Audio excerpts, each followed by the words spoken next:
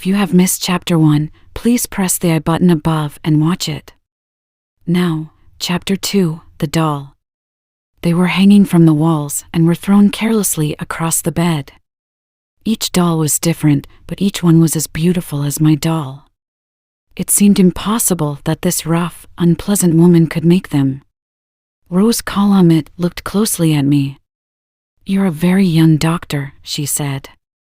"I'm older than I look," I said coldly. "You think that I'm too young. Shall I go away again?" She laughed at me. "You don't need to be angry, doctor," she said. "You're very good looking for a doctor." "And I'm a very busy doctor," I said. "Are you the person who's ill?" "No, it's my niece," she replied. "She's in the back room. I'll take you to her." Before we went in, I had to know about the dolls. "Do you make these dolls?" I asked. "Yes," she replied. "Why?" I felt very sad. "I bought one for someone's birthday," I said quietly. She laughed. "And I'm sure that you paid a lot of money for it," she said. She took me to a smaller room at the back and started to open the door. "Mary, it's the doctor," she shouted. Then she pushed the door open wider to let me in. "Don't be surprised when you see her, doctor," she said loudly. "Her left leg is twisted." The girl, Mary, was sitting in a chair by the window. She heard the woman's words. A look of unhappiness crossed her pale face, and there was pain in her large dark eyes. I was angry at the red-haired woman. The words were unnecessary. She wanted to hurt the girl. Mary was not more than 25 years old. But I could see immediately that she was very ill. I looked again into those dark eyes. Something inside her is dying, I thought.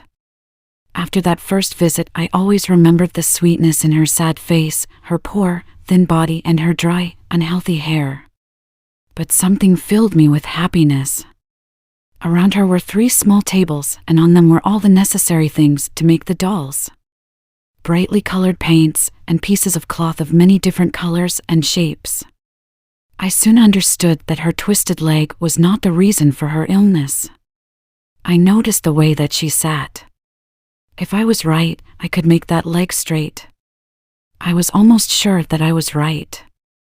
"Can you walk, Mary?" I asked after a minute. She looked at me, then looked away. "Yes," she answered, quietly.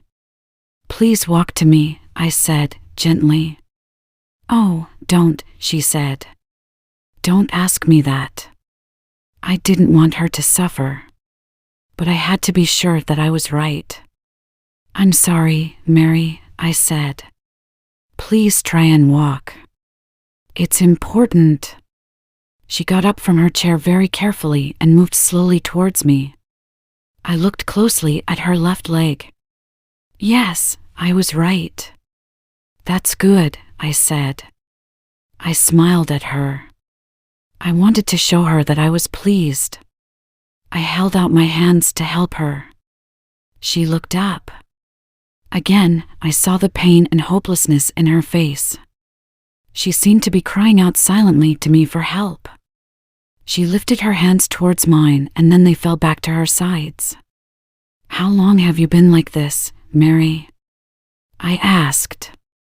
Rose Kalamit answered for the girl. "Oh, Mary's had that twisted leg for nearly 10 years now," she said. "But I asked you to come for a different reason. She's ill. I want to know what's wrong with her." "Oh, yes, she's ill," I thought.